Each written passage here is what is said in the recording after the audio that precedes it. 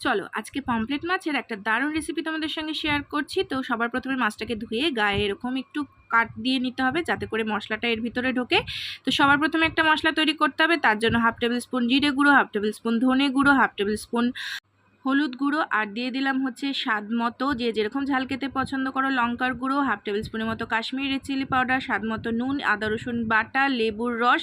আমি এখানে 2টো মাছ নিয়েছি তাই একটু মশলাটা বেশি পরিমাণে দিয়ে দিয়েছি। উপর থেকে দিয়ে দিলাম সর্ষের তেল, দিয়ে ভালো করে মাছটাকে মাখিয়ে নিতে হবে। মাখিয়ে নিয়ে 10 থেকে 15 মিনিটের জন্য ম্যারিনেট করে রেখে দিতে হবে। হাতে সময় বেশি থাকলে বেশি সময় ধরে ম্যারিনেট করে রাখবে।